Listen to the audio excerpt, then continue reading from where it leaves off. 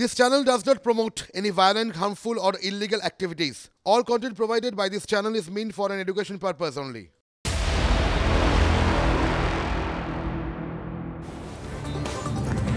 আমরা সন্দেশখালী খবর এবার একটু চোখ রাখি। হাইকোর্টের পরে সুপ্রিম কোর্টেও বড় ধাক্কা খেল রাজ্য। শাহজাহান মামলাতে সুপ্রিম কোর্টেও ধাক্কা। হাইকোর্টের নির্দেশের ওপরে স্থগিতাদেশ দিল না সুপ্রিম কোর্ট। হাইকোর্টের নির্দেশ অনুযায়ী শাহজাহানকে আর হস্তান্তরে বাধা নেই, অর্থাৎ যেটা হাইকোর্টে যে নির্দেশ দিয়েছিল সে তার উপরে স্থগিতাদেশ চেয়েছিল রাজ্য, সেই স্থগিতাদেশে হস্তক্ষেপই করল না সুপ্রিম কোর্ট। কথা বলবো জ্যোতির্ময় কর্মকার আমাদের সঙ্গে রয়েছেন। জ্যোতির্ময়, সুপ্রিম কোর্টের আজকে যা পর্যবেক্ষণ, হাইকোর্টের নির্দেশের ওপর তারা কোনো স্থগিতাদেশই দিল না, মানে সেক্ষেত্রে সিবিআই এর আর তাহলে কোনো বাধা রইল না, তাই তো? দেখো, আজকে সুপ্রিম কোর্টে কোনো রকম শুনানি হয়নি। গতকালই আমরা যে কথা জানিয়েছিলাম যে রাজ্য সরকারের তরফে আইনজীবী অভিষেক মনু সিংভি তিনি বিচারপতি সঞ্জীব খান্নার এর কাছে আবেদন করেছিলেন এবং জরুরি ভিত্তিতে তিনি শুনানির জন্য আবেদন জানান। কিন্তু গতকালই বিচারপতি সঞ্জীব খান্না জানিয়ে দিয়েছিলেন যে এই বিষয়ে প্রধান বিচারপতি চূড়ান্ত সিদ্ধান্ত নেবেন এবং এক্ষেত্রে রেজিস্ট্রারের কাছে আবেদন করতে হবে। কিন্তু যেহেতু সকালে প্রধান বিচারপতি তিনি কনস্টিটিউশন বেঞ্চে ব্যস্ত ছিলেন, সেই কারণের জন্য আবারও সঞ্জীব খান্নার এজলাসেই যান অভিষেক মনু সিংভি এবং সেই সময় যে কথা ফের জানিয়ে দেন বিচারপতি সঞ্জীব খান্না যে এক্ষেত্রে সরাসরি ভাবে আবারও সেই প্রধান বিচারপতির কাছে যেতে হবে। অর্থাৎ রাজ্য সরকারের তরফ থেকে বক্তব্য ছিল যে একদিকে কনস্টিটিউশন বেঞ্চের হিয়ারিং চলছে, সেই কারণে প্রধান বিচারপতির কাছে যাওয়া যাচ্ছে না। দ্বিতীয় গুরুত্বপূর্ণ বিষয়, গতকাল যে নির্দেশ ছিল অর্থাৎ হাইকোর্টের নির্দেশ মতো যাবতীয় মামলার নথি সিবিআই এর হাতে হস্তান্তর করতে হবে, তা গতকাল রাতে মানা হয়নি। সেই অন্তর্বর্তীকালীন নির্দেশ যেহেতু মানা হয়নি, সেই কারণে হাইকোর্টে একটি সম্পূর্ণভাবে একটি ডিফামেশন বা আদালত অবমাননার মামলা হয়েছে।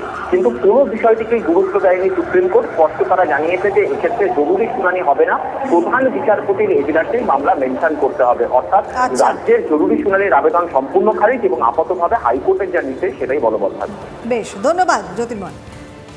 এই নিয়ে কথা বলবো আমাদের আরো এক প্রতিনিধি সৌরভ দত্ত আমাদের সঙ্গে রয়েছেন সরাসরি। সৌরভের সঙ্গে কথা বলি। সৌরভ, শাহজাহান মামলা আমরা দেখলাম হাইকোর্টের পর সুপ্রিম কোর্টে বড় ধাক্কা রাজ্যের, মানে একের পর এক ধাক্কা খেলো রাজ্য শাহজাহান মামলায়। সেক্ষেত্রে সন্দেশখালীর মহিলারা, তারা তো তোমার সঙ্গেই রয়েছেন এই মুহূর্তে, তারা কি বলছেন তাদের প্রতিক্রিয়াটা জানাটাও ভীষণ ইম্পর্টেন্ট।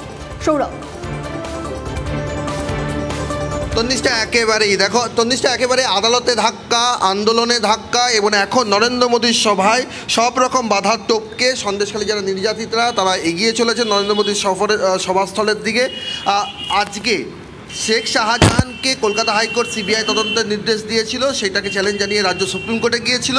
কালকেও ধাক্কা খেয়েছে এবং আজকেও দুটো আর্জি শুনানি খারিজ হয়ে গেছে। এবার আপনারা এখন সভাস্থলের দিকে যাচ্ছেন, কি বলবেন? আমরা আমাদের সাথে যা হয়েছে, নারী নির্যাতন, জমি লুট, সাধারণ মানুষের টাকা পয়সা লুট, মান সম্মানহানি, কর্ম লুট, সেই সব বিষয় জানাতে আমরা প্রধানমন্ত্রী স্যারের কাছে যাচ্ছি। বারবার আদালতে ধাক্কা খাচ্ছে রাজ্য, এটাই কি হওয়ার ছিল? এটাই হওয়ার ছিল। এর থেকে বড় কিছু যেন ওদের শাস্তি হোক। পুলিশ যে এইভাবে সিবিআইদের সঙ্গে অন্যায় করবে এটা তো কেউ বুঝতে পারেনি, তাহলে আমাদের সঙ্গে কিভাবে করেছে। আজকে যদি সিবিআইয়ের সঙ্গে এটা করে তাহলে জনসাধারণ মানুষদের সঙ্গে কী ব্যবহারটা করেছে এবার বুঝতে পারছে তো। সবাই তো বললো মিথ্যে, এখন তো সত্যি, এটা এখন তো সবাই বুঝলো সত্যি। যখন সিবিআইকে ঘুরিয়ে দিল, কোর্টের অর্ডার অমান্য করলো, তাহলে আমরা তো সাধারণ মানুষ, আমাদের কোর্ট ছিল না, ভোট ছিল না, থানা ছিল না, কেউ ছিল না, তাহলে কতটা আমরা অবহেলায় ছিলাম, সেটা ভাবুন। অত্যাচার হয়েছি আমরা।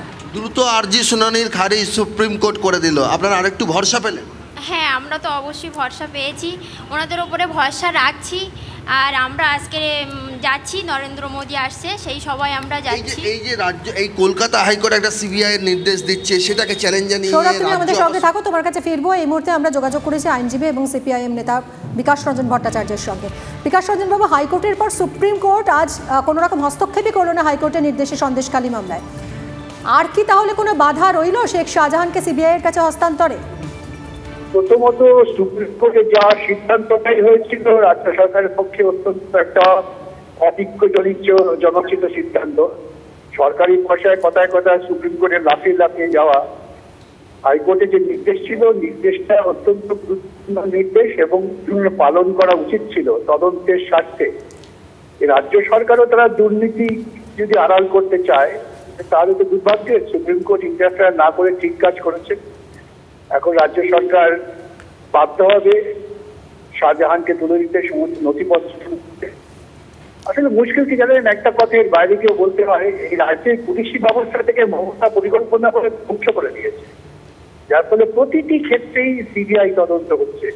এটা রাজ্যবাসীর পক্ষে অত্যন্ত দুঃখের। অনেক ধন্যবাদ আপনাকে। আমরা কথা বললাম আইনজীবী বিকাশ রঞ্জন ভট্টাচার্যের সঙ্গে।